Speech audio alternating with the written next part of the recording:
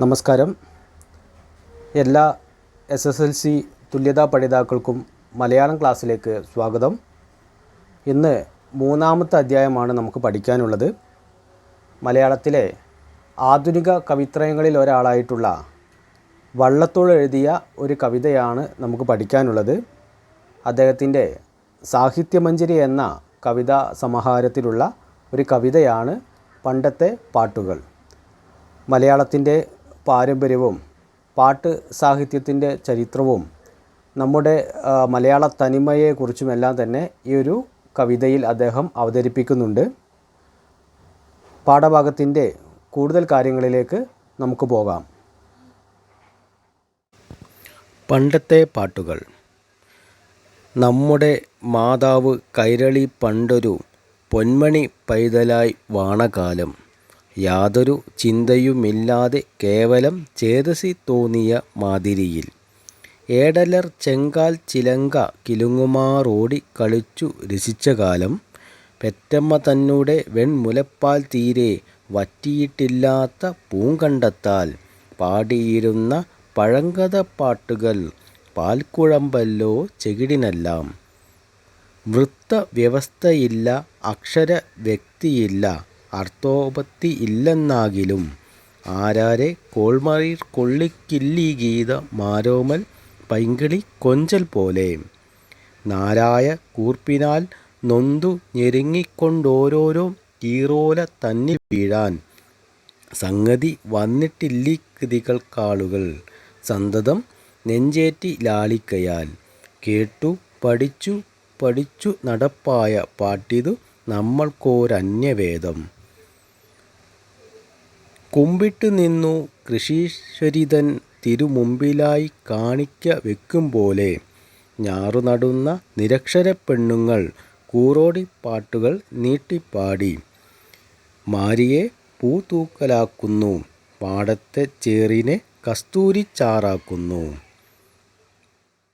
സംസ്കൃത ഭാഷയോടുൾക്കൊണ്ട സഖ്യമാർന്നുത്കൃഷ്ട കാര്യ വിചാരമോടെ മേവുമിക്കാലമെങ്ങ കളിക്കൂത്തെങ്ങു ഭാവങ്ങളത്രയും മാറിയല്ലോ. ഇപ്പോഴത്തെ പച്ചപ്പാട്ടുകളെന്നമ്മയ്ക്കൽ മുരുൾത്രപ ചേർപ്പീലല്ലി. ഗ്രാമ്യങ്ങളാകിലുമാകയ കാവ്യങ്ങൾ കാമ്യങ്ങൾ നാഗരികാഗ്രിമാർക്കും. നൂതന നൂതന സംസ്കാരമോരോന്ന് നാൾതോറുമുണ്ടായി വരട്ടെ നാട്ടിൽ. കോകില കാകളിക്കെന്തുവാൻ വ്യത്യാസം, മേകും മതാനന്ദമന്നുമിന്നും. കവിതയുടെ ആശയങ്ങളിലൂടെ ഒന്ന് കടന്നു ചെല്ലാം. പണ്ടത്തെ പാട്ടുകളെന്ന ഈ ഒരു കവിതയിൽ മലയാളത്തിലെ പഴയ പാട്ടുകളെ, നാടൻ പാട്ടുകളെയെല്ലാം തന്നെയാണ് കവി ഇവിടെ വിശദമായിട്ട് പറയുന്നത്. ആ നാടൻ പാട്ടുകൾ അല്ലെങ്കിൽ പണ്ടത്തെ പാട്ടുകൾ രൂപം കൊള്ളുവാനുള്ള സാഹചര്യമാണ് ഇവിടെ കവി ആദ്യമായി പറയുന്നത്. അതിൽ കവി പറയുന്നു, നമ്മുടെ മലയാളം ഉണ്ടായി വന്നൊരു കാലഘട്ടത്തിലാണ്, അല്ലെങ്കിൽ മലയാള ഭാഷ രൂപം കൊള്ളുന്ന ആ കാലഘട്ടത്തിലാണ് പഴയ പാട്ടുകൾ അല്ലെങ്കിൽ പണ്ടത്തെ പാട്ടുകൾ രൂപപ്പെട്ടു വന്നത് എന്ന് കവി ഇവിടെ സ്ഥാപിക്കുകയാണ്. നമ്മുടെ മാതാവ് കൈരളി പണ്ടൊരു പൊന്മണി പൈതലായി വാണകാലം. നമ്മുടെ മാതാവ് നമ്മുടെ മലയാള ഭാഷ, നമ്മുടെ ഈ മലയാള ഭാഷ അതാണ് നമ്മുടെ മാതൃഭാഷ. കൈരളി എന്ന് പറയുമ്പോൾ മലയാളം. അപ്പോൾ നമ്മുടെ മാതാവായിട്ടുള്ള മലയാളം അല്ലെങ്കിൽ കൈരളി പണ്ടൊരു പൊന്മണി പൈതലായി വാണകാലം.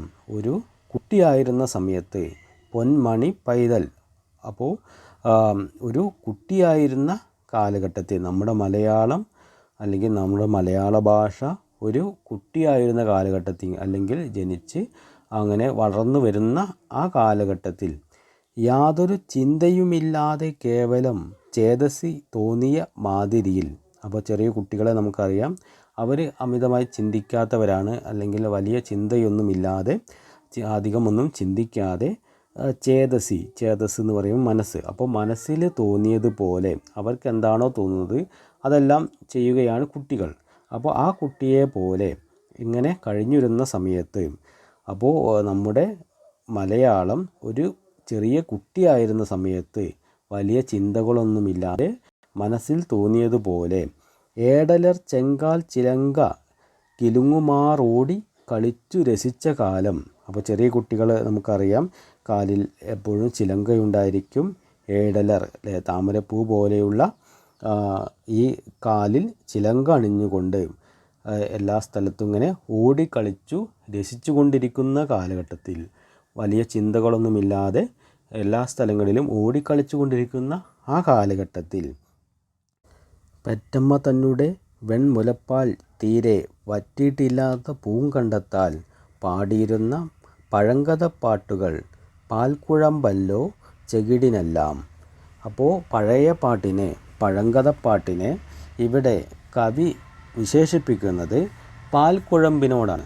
പാൽക്കുഴമ്പ് എന്നത് ഒരൗഷധമാണ്, ചെവിയിൽ ഒഴിക്കുന്ന ഒരൗഷധമാണ്. ചെവിയിലെ വേദന ഇല്ലാതാക്കി നല്ല സുഖാനുഭൂതി നൽകുകയാണ് പാൽക്കുഴമ്പ് ഒഴിക്കുന്നതിലൂടെ സംഭവിക്കുന്നത്. അപ്പോൾ ഇങ്ങനെ ഒരു പാൽക്കുഴമ്പ് പോലെ അത്രയും സുഖാനുഭൂതി ഉണ്ടാക്കുന്ന ഒരു പാട്ടാണ് ഈ ചെറിയ കുട്ടിയുടെ പാട്ട്, അല്ലെങ്കിൽ ഈ പണ്ടത്തെ പഴയ പാട്ടുകളെന്ന് കവി ഇവിടെ പറയുന്നു. അപ്പോൾ മലയാളം ഉണ്ടായി വന്ന ആ കാലഘട്ടത്തിലാണ് പഴയ പാട്ടുകൾ, പണ്ടത്തെ പാട്ടുകൾ രൂപപ്പെട്ടു വന്നതെന്നും ഇത് കേൾക്കുന്ന ആളുകൾക്ക് പാൽക്കുഴമ്പൊഴിക്കുന്നത് പോലെയുള്ള സുഖാനുഭൂതിയാണ് ഉണ്ടാക്കുന്നത് എന്നാണ് കവി ഇവിടെ പറയുന്നത്. അപ്പോൾ നാടൻ പാട്ടുകൾ കേൾക്കുമ്പോൾ നല്ലൊരു സുഖാനുഭവമാണ് എല്ലാവർക്കും ഉണ്ടാകുന്നത്. ചെവിയിൽ പാൽക്കുഴമ്പ് ഒഴിക്കുമ്പോഴുണ്ടാവുന്ന സുഖമാണ് എന്ന് കവി ഇവിടെ പറഞ്ഞിരിക്കുന്നു. അടുത്ത ഭാഗത്ത് കവി പറയുന്നത് ഈ നാടൻ പാട്ടുകളുടെ അല്ലെങ്കിൽ പണ്ടത്തെ പാട്ടുകളുടെ സവിശേഷതകളാണ്. വൃത്തവ്യവസ്ഥയില്ല, അക്ഷര വ്യക്തിയില്ല, അർത്ഥോപത്തിയില്ലെന്നാകിലും ആരാരെ കോൾമയിർ കൊള്ളിക്കില്ലി ഗീത മാരോമൽ പൈങ്കിളി കൊഞ്ചൽ പോലെ. അപ്പോൾ കവി ചോദിക്കുകയാണ്, ഈ ഒരു നാടൻ പാട്ടുകൾ അല്ലെങ്കിൽ പഴയ പാട്ടുകൾ അവയ്ക്ക് കൃത്യമായ വൃത്തവ്യവസ്ഥയുണ്ടായിരിക്കുകയില്ല.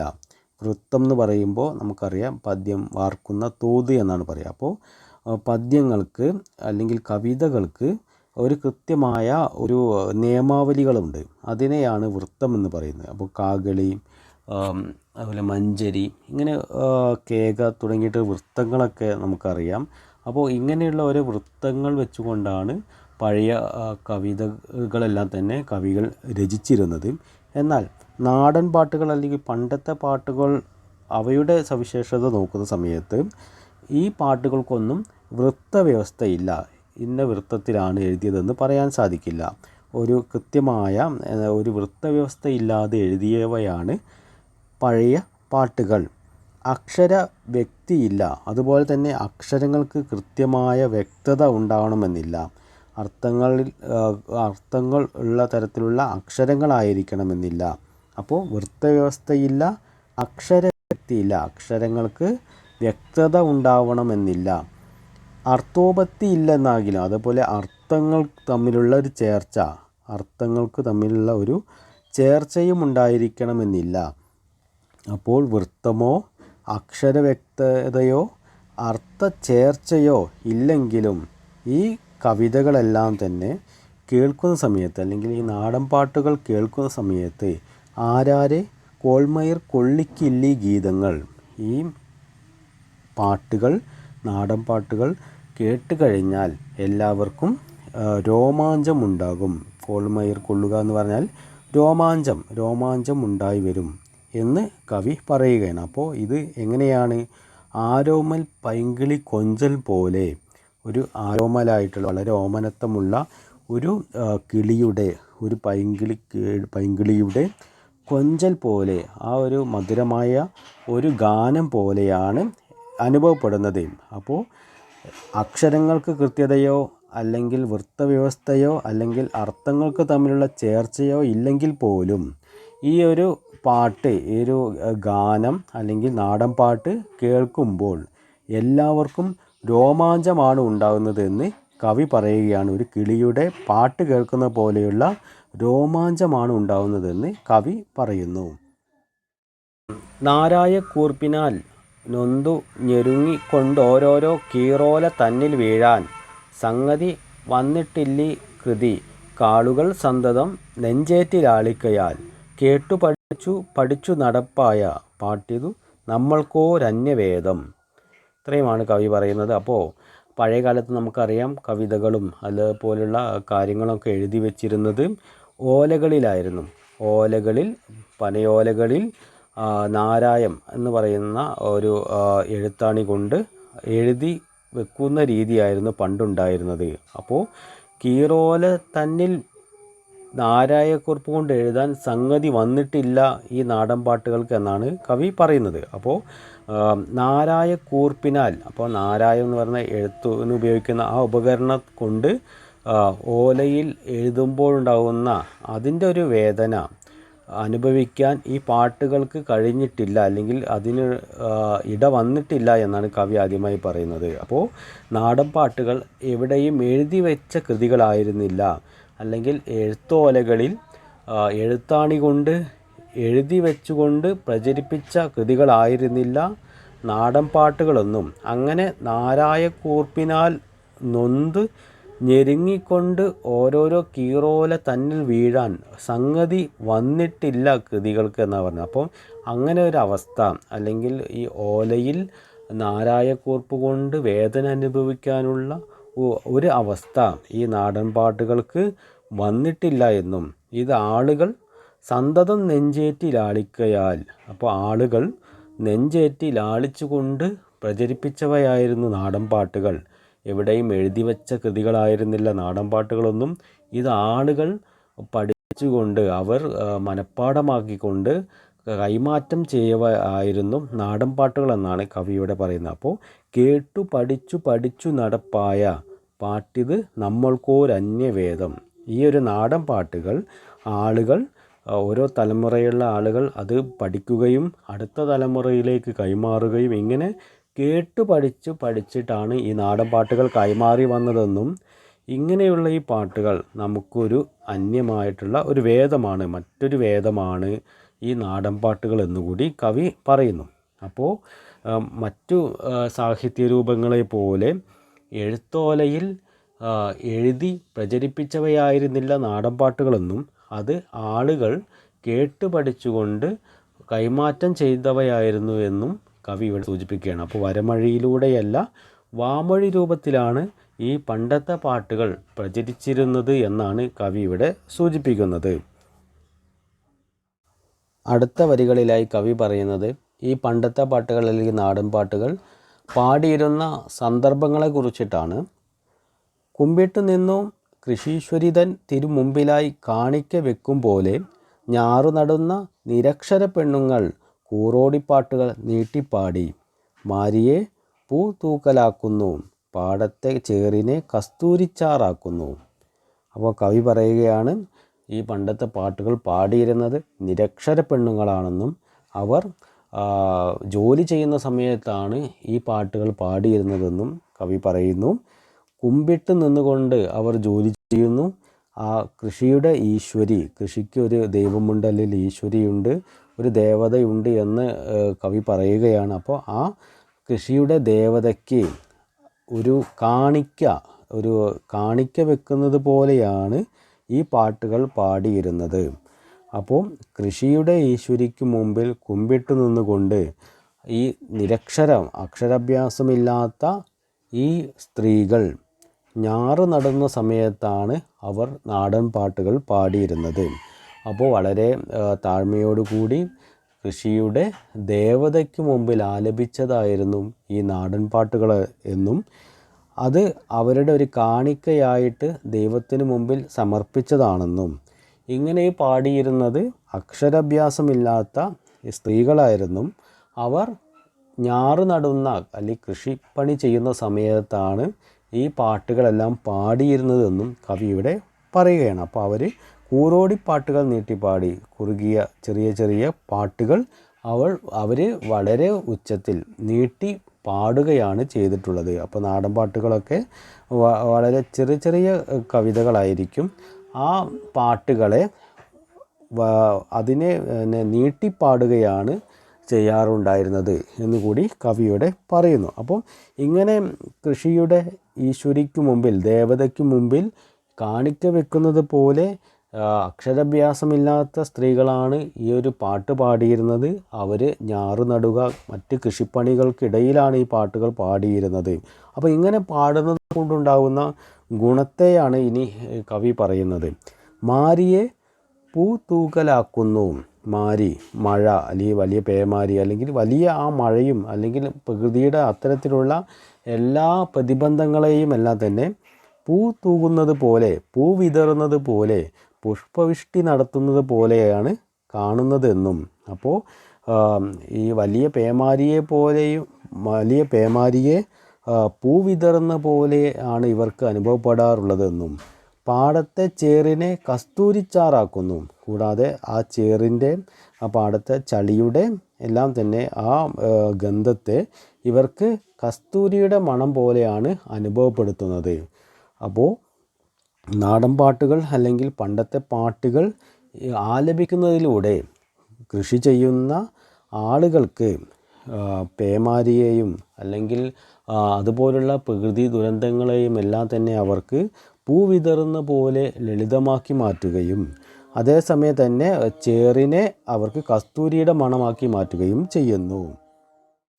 സംസ്കൃത ഭാഷയോടുൾക്കൊണ്ട സഖിമാർന്നുത്കൃഷ്ട കാര്യവിചാരമോടെ മെവുമീ കാലമെങ്ങ കളിക്കൂത്തെങ്ങു ഭാവങ്ങളത്രയും മാറിയല്ലോ. ഇപ്പോഴത്തെ പച്ചപ്പാട്ടുകളെന്നമ്മയ്ക്ക് അല്പം ഒരു ഉൾത്രപ ചേർപ്പിലല്ലീ. ഇപ്പോഴത്തെ പച്ചപ്പാട്ടുകളെന്നമ്മയ്ക്കല്പം ഒരു ഉൾത്രപ ചേർപ്പിലല്ലീ. സംസ്കൃത ഭാഷയോട് ഉൾക്കൊണ്ടുകൊണ്ട് മലയാളം കൈരളി വളർന്നു വന്നതിനാൽ നിരവധിയായ മാറ്റങ്ങൾ മലയാളത്തിൽ സംഭവിച്ചിട്ടുണ്ട്. എന്നാൽ പണ്ടത്തെ പാട്ടുകളായിട്ടുള്ള നാടൻ പാട്ടുകൾക്ക് ഇത്തരത്തിലുള്ള മാറ്റങ്ങൾ അധികമൊന്നും സംഭവിച്ചിട്ടില്ല. മലയാളത്തിലെ നാടൻ പാട്ടുകൾ അല്ലെങ്കിൽ പണ്ടത്തെ പാട്ടുകൾക്ക് ഇപ്പോഴും മലയാളത്തിൻ്റെ തനിമയും പഴയ ആ സാംസ്കാരിക ശുദ്ധിയുമുണ്ട് എന്നാണ് കവി ഇവിടെ പറയുന്നത്. ആ നിലയ്ക്ക് പച്ചപ്പാട്ടുകൾ അമ്മയ്ക്ക് അല്ലെങ്കിൽ കൈരളിക്ക് അല്ലെങ്കിൽ മലയാളത്തിന് ഒരു ഉൾത്രപ ചേർപ്പിയിലല്ലി. ഉൾത്രപ എന്ന് പറയുമ്പോൾ ലജ്ജ, ഒരു അല്പം പോലും ലജ്ജ ഉണ്ടാക്കുന്നില്ല. മറ്റൊരു വിധത്തിൽ പറഞ്ഞാൽ പണ്ടത്തെ പാട്ടുകൾ ഇപ്പോഴും ആ പഴയ സംശുദ്ധിയോടുകൂടി തന്നെ അല്ലെങ്കിൽ തനിമയോടുകൂടി തന്നെ നിലനിൽക്കുന്നുണ്ട് എന്ന് കവി പറയുകയാണ്. അതിനാൽ തന്നെ ഈ പച്ചപ്പാട്ടുകൾ അല്ലെങ്കിൽ പണ്ടത്തെ പാട്ടുകൾ അമ്മയ്ക്ക് അല്പം പോലും ലജ്ജ ഉണ്ടാക്കുന്നില്ല എന്നാണ് കവി ഇവിടെ പറഞ്ഞിരിക്കുന്നത്. ഗ്രാമ്യങ്ങളാകിലും മകേയ കാവ്യങ്ങൾ നാഗരികാഗ്രിമാർക്കും. ഗ്രാമ്യങ്ങൾ എന്ന് പറയുമ്പോൾ ഈ ഗ്രാമവുമായി ബന്ധപ്പെട്ട അല്ലെങ്കിൽ പരിഷ്കാരമില്ലാത്ത നാട്ടിലുള്ളതാണ് ഇവയെങ്കിലും അത് വളരെയധികം മനോഹരമായതാണ് ഈ കാവ്യങ്ങൾ. പരിഷ്കാരം ഒട്ടുമില്ലാത്ത പാട്ടുകളാണ് ഇവയെങ്കിലും നന്നായി പാടാൻ കഴിയുന്ന പാട്ടുകളാണ് ഇവ എന്നും, ഇത് നഗരത്തിൽ വസിക്കുന്നവർക്ക് അല്ലെങ്കിൽ വിദ്യാസമ്പന്നരായ ആളുകൾക്കും നന്നായി പാടാൻ കഴിയുന്നവയാണ് ഈ നാടൻ പാട്ടുകളെന്ന് കവി സൂചിപ്പിക്കുകയാണ്. അപ്പോൾ അപരിഷ്കൃതമായിട്ടുള്ള പ്രദേശത്ത് രൂപപ്പെട്ടതാണ് ഈ നാടൻ പാട്ടുകളെങ്കിലും വിദ്യാസമ്പന്നന്മാർക്കും ഇത് നന്നായി പാടി ആസ്വദിക്കുവാൻ കഴിയുന്നവയാണ് എന്നുകൂടി കവി സൂചിപ്പിക്കുകയാണ്. ഇനി പറയുന്നു, നൂതന സംസ്കാരമോരോന്നും നാൾത്തോറും ഉണ്ടായി വരട്ടെ നാട്ടിൽ. അപ്പോൾ ഓരോ ദിവസം കഴിയും തോറും നാട്ടിൽ പുതിയ സംസ്കാരങ്ങളും സംസ്കാര ഭേദങ്ങളും എല്ലാം തന്നെ വന്നുകൊണ്ടിരിക്കുകയാണ്. അങ്ങനെ എല്ലാ തരത്തിലും നമ്മുടെ സമൂഹം മാറിക്കൊണ്ട് ഇരുന്നാൽ പോലും ഈ നാടൻ പാട്ടുകളുടെ പ്രാധാന്യം ഒരു കാലത്തും നഷ്ടപ്പെടുന്നില്ല എന്നാണ് കവി സൂചിപ്പിക്കുന്നത്. കോകില കാകളിക്കെന്തുവാൻ വ്യത്യാസം, മേഘും അതാനന്ദം അന്നുമിന്നും. അപ്പോൾ കവി പറയുകയാണ്, കുയിലിൻ്റെ നാദം പോലെ ഈ നാടൻ പാട്ടുകൾ നമുക്ക് അനുഭവപ്പെടുന്നുവെന്നും, അപ്പോൾ ഒരു കാലത്തും കുയിലിൻ്റെ ഈ ഗാനത്തിന് അല്ലെങ്കിൽ ഈ പാട്ടിന് ഒരു കാലത്തും ഒരു ഇടർച്ചയും ഉണ്ടാവുന്നില്ല എന്നും ലോകത്ത് അല്ലെങ്കിൽ കേരളത്തിൽ എന്ത് സാംസ്കാരികമായ വ്യത്യാസങ്ങളുണ്ടായാലും ഈ സംസ്കാരങ്ങൾ മാറി വന്നാലും നാടൻ പാട്ടുകളുടെ പ്രാധാന്യം കുറയുന്നില്ല എന്നും അത് കുയിലിൻ്റെ നാദം പോലെ ഏത് കാലത്തും അത് ആനന്ദം പകർന്നുകൊണ്ടേയിരിക്കുമെന്നും കവി ഇവിടെ സൂചിപ്പിക്കുകയാണ്. ഏകും അത് ആനന്ദം അന്നും ഇന്നും അക്കാലത്തും ഇക്കാലത്തും എല്ലാം തന്നെ നാടൻ പാട്ടുകൾ എല്ലാവർക്കും ആസ്വാദ്യകരമാണ്. അത് കേട്ട് ആസ്വദിക്കാൻ കഴിയുമെന്ന് ഒരു കുയിലിൻ്റെ നാദം കേൾക്കുന്നത് പോലെ എല്ലാവരെയും ആകർഷിപ്പിക്കുന്നവയാണ് പണ്ടത്തെ പാട്ടുകൾ അല്ലെങ്കിൽ നാടൻ പാട്ടുകളെന്ന് കവി സൂചിപ്പിക്കുന്നു. ഇത്രയുമാണ് നമുക്ക് പഠിക്കാനുള്ള ഭാഗം. വള്ളത്തോൾ മനോഹരമായിട്ട് നാടൻ പാട്ടിൻ്റെ അല്ലെങ്കിൽ പണ്ടത്തെ പാട്ടിൻ്റെ സവിശേഷത നമുക്ക് പറഞ്ഞു തന്നിരിക്കുകയാണ് ഈ കവിതയിലൂടെ. പണ്ടത്തെ പാട്ടുകളെന്ന ഈ പാഠഭാഗത്തിൻ്റെ പഠന പ്രവർത്തനങ്ങൾ നമുക്കൊന്ന് നോക്കാം. 3 ചോദ്യങ്ങളാണ് നിങ്ങളോട് എഴുതാനായിട്ട് പറഞ്ഞിട്ടുള്ളത്. പഠന പ്രവർത്തനങ്ങളിൽ ഒന്നാമത്തെ ചോദ്യം, പെറ്റമ്മ തന്നെ വെൺമുലപ്പാൽ തീരെ വറ്റിയിട്ടില്ലാത്ത പൂങ്കണ്ടത്താൽ പാടിയിരുന്ന പഴങ്കഥ പാട്ടുകൾ പാൽക്കുഴമ്പല്ലോ ചെകിടിനെല്ലാം. പണ്ടത്തെ പാട്ടുകളെന്ന ഈ ഒരു കവിതയിലെ ഏതാനും വരികളാണിത്. ഇതിന് സമാനമായിട്ടുള്ള എൻ്റെ ഭാഷ എന്ന മറ്റൊരു കവിതയിലെ കുറച്ച് വരികൾ ഇവിടെ നൽകിയിട്ടുണ്ട്. എൻ്റെ ഭാഷ എന്ന കവിതയും വള്ളത്തോൾ തന്നെ എഴുതിയിട്ടുള്ളതാണ്. മറ്റുള്ള ഭാഷകൾ കേവലം ധാത്രിമാർ, മർത്യനു പെറ്റമ്മ തൻ ഭാഷതാൻ. അതാണ് എൻ്റെ ഭാഷ എന്ന കവിതയിലെ 2 വരികൾ. നിങ്ങളോട് പറഞ്ഞിട്ടുള്ളത് ഈ 2 ഭാഗങ്ങളിലെയും ഭാഷാസങ്കല്പം താരതമ്യം ചെയ്ത് ലഘുകുറിപ്പ് തയ്യാറാക്കുക. അപ്പോൾ ലഘുകുറിപ്പ് തയ്യാറാക്കാൻ വേണ്ടിയിട്ടുള്ള ചോദ്യമാണ് തന്നിട്ടുള്ളത്. ഈ 2 കവിതയിലെ ആശയങ്ങൾ ഗ്രഹിച്ചുകൊണ്ട് ഈ 2 കവിതകളിലും പറയുന്ന കാര്യങ്ങളെ വിശദീകരിക്കാൻ വേണ്ടിയിട്ടും അവ തമ്മിൽ താരതമ്യം ചെയ്യാൻ വേണ്ടിയിട്ടുമാണ് പറഞ്ഞിട്ടുള്ളത്.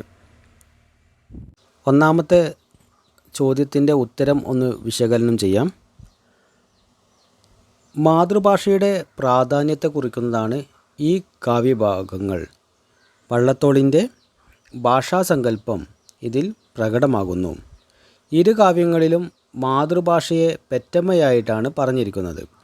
മാതൃഭാഷയിൽ പാടുന്നതും അത് കേൾക്കുന്നതും പാൽക്കുഴമ്പ് പോലെ സുഖകരമാണെന്ന് കവി പറയുന്നു. ഈ 2 കാവ്യഭാഗങ്ങളിലും നമുക്ക് കാണാൻ കഴിയുന്നത് മാതൃഭാഷയുടെ പ്രാധാന്യമാണ്. മാതൃഭാഷകളെ പെറ്റമ്മയോടാണ് കവി വിശേഷിപ്പിക്കുന്നത്. മാതൃഭാഷ മനുഷ്യനു പെറ്റമ്മയാണെന്നും മറ്റു ഭാഷകൾ കേവലം പോറ്റമ്മയാണെന്നും കവി എൻ്റെ ഭാഷ എന്ന കവിതയിലൂടെ പ്രസ്താവിക്കുന്നു.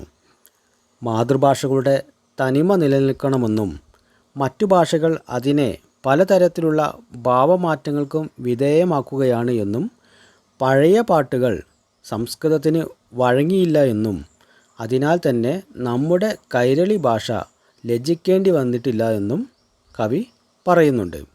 മാതൃഭാഷയെ പെറ്റമ്മയോടാണ് കവി താരതമ്യം ചെയ്യുന്നത്. പലതരത്തിലുള്ള മാറ്റങ്ങൾ മലയാള ഭാഷയിൽ ഉണ്ടായിട്ടുണ്ട്. സംസ്കൃതത്തിൻ്റെ കടന്നുവരവ് മൂലം നിരവധിയായ മാറ്റങ്ങൾ, ഭാവമാറ്റങ്ങൾ മലയാള ഭാഷയ്ക്ക് സംഭവിച്ചിട്ടുണ്ട്.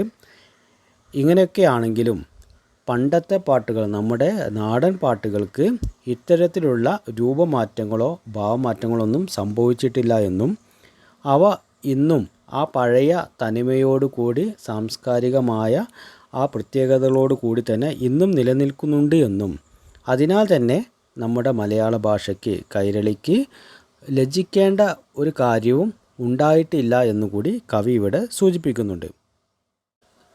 പണ്ടത്തെ പാട്ടുകൾ എന്ന കവിതയിലെ പെറ്റമ്മ തന്നെ വെൺമുലപ്പാൽ തീരെ വറ്റിയിട്ടില്ലാത്ത പൂങ്കണ്ടത്താൽ പാടിയിരുന്ന പഴങ്കഥ പാട്ടുകൾ പാൽക്കുഴമ്പല്ലോ ചെകിടനെല്ലാം എന്ന ഈ വരിയും മറ്റുള്ള ഭാഷകൾ കേവലം ധാത്രിമാർ, മർത്യനു പെറ്റമ്മ തൻ ഭാഷതാൻ എന്ന എൻ്റെ ഭാഷയിലെ വരിയും ഈ 2 കവിതയിലെ വരികളും സൂചിപ്പിക്കുന്നത് ഒരേ കാര്യം തന്നെയാണ്. ഇവിടെ നൽകിയ 2 കാവ്യങ്ങളിലെയും ഭാഷാസങ്കല്പം ഒന്ന് തന്നെയാണ്. മാതൃഭാഷയെ പെറ്റമ്മയായിട്ടാണ് ഈ രണ്ട് കവിതയിലും വള്ളത്തോൾ വിശേഷിപ്പിച്ചിരിക്കുന്നത്. പഠന പ്രവർത്തനങ്ങളിൽ രണ്ടാമത്തെ ചോദ്യം, നാടൻ പാട്ടുകളെ പച്ചപ്പാട്ടുകളെന്ന് വള്ളത്തോൾ വിശേഷിപ്പിച്ചതെന്തുകൊണ്ടാവാം? അഭിപ്രായ രൂപീകരണം നടത്തുക. നാടൻ പാട്ടുകളെ പച്ചപ്പാട്ടുകളെന്ന് ഈ കവിതയിൽ വള്ളത്തോൾ വിശേഷിപ്പിക്കുന്നുണ്ട്. എന്തുകൊണ്ടാണ് അങ്ങനെ അദ്ദേഹം എഴുതിയത് എന്നതിനെക്കുറിച്ച് നമ്മുടെ അഭിപ്രായം രേഖപ്പെടുത്തുവാൻ വേണ്ടിയിട്ടാണ് ഈ ഒരു ചോദ്യം നൽകിയിട്ടുള്ളത്. രണ്ടാമത്തെ ചോദ്യത്തിൻ്റെ ഉത്തരം, മലയാള ഭാഷയുടെ തനിമ നിലനിൽക്കുന്നതിനാലാണ് നാടൻ പാട്ടുകളെ പച്ചപ്പാട്ടുകളെന്ന് വള്ളത്തോൾ വിശേഷിപ്പിക്കുന്നത്. പച്ച എന്നത് തനിമ എന്നാണ് ഉദ്ദേശിക്കുന്നത്. യാതൊരു തരത്തിലുമുള്ള കലർപ്പുകളുമില്ലാതെ ഭാഷയുടെയും സംസ്കാരത്തിൻ്റെയും തനിമ ഇത്തരം പാട്ടുകളിൽ കാണാൻ കഴിയും.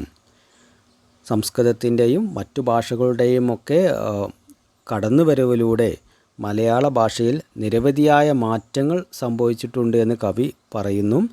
അങ്ങനെയാണെങ്കിൽ പോലും നാടൻ പാട്ടുകൾക്ക്, പഴയ പാട്ടുകൾക്ക്, പണ്ടത്തെ പാട്ടുകൾക്ക് കാര്യമായ വ്യത്യാസങ്ങൾ ഉണ്ടായിട്ടില്ല എന്നും അവ ഇന്നും പഴയ തനിമയോട് കൂടി തന്നെ നിലനിൽക്കുന്നു എന്നുമാണ് കവി പറയുന്നത്. അതുകൊണ്ട് ഈ കവിതകളെ, നാടൻ പാട്ടുകളെ പച്ചപ്പാട്ടുകളെന്നാണ് കവി വിശേഷിപ്പിക്കുന്നത്. കൃഷിയും സമൂഹത്തിലെ സാധാരണക്കാരുടെ ജീവിതവുമാണ് നാടൻ പാട്ടുകളിൽ പ്രതിപാദിക്കുന്നത്. പച്ചയായ ജീവിതങ്ങളെ അവതരിപ്പിക്കുന്നതിനാൽ നാടൻ പാട്ടുകളെ പച്ചപ്പാട്ടുകൾ എന്ന് വിളിക്കുന്നു. സംസ്കൃത ഭാഷയോട് ചേർന്ന് നിരവധി മാറ്റങ്ങൾ മലയാള ഭാഷയ്ക്ക് സംഭവിച്ചുവെങ്കിലും മലയാളത്തിൻ്റെ ഭാഷാ സാംസ്കാരിക തനിമ നിലനിൽക്കുന്നതിനാൽ എൻ്റെ അമ്മയായ കൈരളിക്ക് തല താഴ്ത്തി ലജ്ജിച്ചു നിൽക്കുന്ന അവസ്ഥ വന്നിട്ടില്ല എന്ന് കവി പറയുന്നുണ്ട്. നാടൻ പാട്ടുകൾക്ക് അല്ലെങ്കിൽ പണ്ടത്തെ പാട്ടുകൾക്ക് ഭാഷാപരമായ അല്ലെങ്കിൽ സാംസ്കാരികപരമായിട്ടുള്ള മാറ്റങ്ങൾ അധികമൊന്നും സംഭവിച്ചിട്ടില്ല എന്നും അവ തനിമയോട് കൂടി നിൽക്കുന്ന പച്ചപ്പാട്ടുകളാണ് എന്ന് കവി ഇവിടെ പറഞ്ഞിരിക്കുന്നു.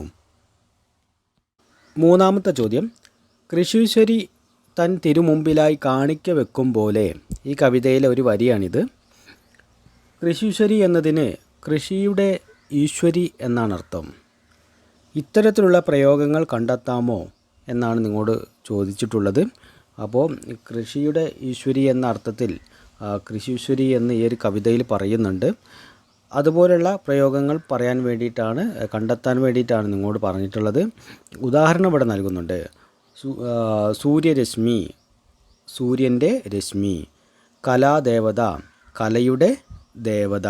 അപ്പോൾ ഇതുപോലെയുള്ള പ്രയോഗങ്ങൾ കണ്ടെത്താൻ വേണ്ടിയിട്ടാണ് നിങ്ങളോട് പറഞ്ഞിട്ടുള്ളത്. മൂന്നാമത്തെ ചോദ്യത്തിൽ ആദ്യമായി നമ്മോട് പറഞ്ഞിട്ടുള്ളത് ചില പദങ്ങൾ കണ്ടെത്താൻ വേണ്ടിയിട്ടാണ്. 3 ഉദാഹരണങ്ങൾ പാഠഭാഗത്ത് നൽകിയിട്ടുണ്ട്. കൃഷീശ്വരി, സൂര്യരശ്മി, കലാദേവത. ഇതുപോലുള്ള മറ്റ് പദങ്ങൾ: നൂതന സംസ്കാരം, നൂതനമായ സംസ്കാരം. കോകില കാകളി, കോകിലത്തിൻ്റെ കാകളി. കിളിക്കൊഞ്ചൽ, കിളിയുടെ കൊഞ്ചൽ. പച്ചപ്പാട്ടുകൾ, പച്ചയായ പാട്ടുകൾ. ഇതുപോലുള്ള പദങ്ങൾ ഇനി പാഠപുസ്തകത്തിൽ നിന്നും കണ്ടെത്തി എഴുതേണ്ടതായിട്ടുണ്ട്. മൂന്നാമത്തെ ചോദ്യത്തിൽ ഒരു ഉപചോദ്യമുണ്ട്. അത് ലഘു ഉപന്യാസം തയ്യാറാക്കുക എന്നതാണ്. കൃഷിക്ക് ഒരു ദേവതയുണ്ട് എന്ന മനോഭാവം ഇപ്പോഴും നിലനിൽക്കുന്നുണ്ടോ? വർത്തമാനകാല അനുഭവങ്ങളുടെ പശ്ചാത്തലത്തിൽ ഈ വിഷയത്തെ അടിസ്ഥാനമാക്കി ലഘു ഉപന്യാസം തയ്യാറാക്കുക. ഈ കവിതയിൽ പറയുന്നുണ്ട് കൃഷിക്കൊരു ദേവതയുണ്ട്, അല്ലെങ്കിൽ കൃഷീശ്വരി എന്ന് ഒരു പദം വള്ളത്തോൾ ഉപയോഗിക്കുന്നുണ്ട്. ഈ ഒരു മനോഭാവം അല്ലെങ്കിൽ ഈ ഒരു ദേവതാ സങ്കല്പം ഇന്നത്തെ കാലഘട്ടത്തിൽ എങ്ങനെയാണ് എന്ന് നിങ്ങളോട് കണ്ടെത്താൻ പറഞ്ഞിരിക്കുകയാണ് ഈ ഒരു ചോദ്യത്തിലൂടെ. കൃഷി ദൈവികമായൊരു കർമ്മമായി പഴയ കാലത്ത് സങ്കല്പിച്ചിരുന്നു. ഭൂമി പൂജ, ആയുധപൂജ എന്നിവ കൃഷിക്ക് മുന്നോടിയായി നടത്തിയിരുന്നു. ഈശ്വര സാന്നിധ്യത്തോടെ നടത്തിയിരുന്നതാണ് അന്നത്തെ കൃഷി. കേരളത്തിലെ സാംസ്കാരിക മാറ്റം കൃഷിയുമായി ബന്ധപ്പെട്ട കാര്യങ്ങളിൽ എന്തെല്ലാം മാറ്റങ്ങൾ വരുത്തി എന്നത് വിലയിരുത്തുവാനാണ് നിങ്ങളോട് ആവശ്യപ്പെട്ടിട്ടുള്ളത്. അപ്പോൾ പഴയ കാലത്ത് ആളുകൾ കൃഷിയെ ഒരു ദൈവിക കർമ്മമായിട്ട് അവർ കണക്കാക്കിയിരുന്നു. പുതിയ കാലഘട്ടത്തിൽ ഇത്തരത്തിലുള്ള സങ്കല്പങ്ങളെല്ലാം നിലനിൽക്കുന്നുണ്ടോ, അല്ലെങ്കിൽ കൃഷിയുടെ മേഖലയിൽ ഇന്ന് എന്തെല്ലാം മാറ്റങ്ങളാണ് ഉണ്ടായിട്ടുള്ളത്, ഇതെല്ലാം വിശദീകരിക്കാനാണ് നിങ്ങളോട് പറഞ്ഞിട്ടുള്ളത്. ഇതൊരു ജനറൽ ടൈപ്പ് ചോദ്യമാണ്. ഓരോ ആളുകളും അവരുടേതായ അഭിപ്രായം രേഖപ്പെടുത്തിക്കൊണ്ട് ഒരു ലഘു ഉപന്യാസം എഴുതി തയ്യാറാക്കണം. പണ്ടത്തെ പാട്ടുകൾ എന്ന ഈ ഒരു കവിതയെക്കുറിച്ചുള്ള ക്ലാസ് ഇവിടെ അവസാനിക്കുകയാണ്. വള്ളത്തോളിൻ്റെ മാതൃഭാഷാ സ്നേഹം പ്രകടമാകുന്ന ഒരു കവിതയായിരുന്നു പണ്ടത്തെ പാട്ടുകൾ. നമ്മുടെ പഴയ കാലത്തെ പഴങ്കഥ പാട്ടുകളുടെ പ്രാധാന്യത്തെക്കുറിച്ചും അവയിലെ തനിമയെക്കുറിച്ചുമൊക്കെയാണ് വള്ളത്തോൾ ഈ കവിതയിലൂടെ അവതരിപ്പിക്കുന്നത്. ഈ പാഠഭാഗത്തെക്കുറിച്ചുള്ള എന്തെങ്കിലും തരത്തിലുള്ള സംശയങ്ങൾ നിങ്ങൾക്കുണ്ടെങ്കിൽ അത് കമൻറ്റ് ബോക്സിലൂടെ നിങ്ങൾക്ക് ചോദിക്കാവുന്നതാണ്. വീണ്ടും മറ്റൊരു പാഠഭാഗവുമായിട്ട് കാണാം.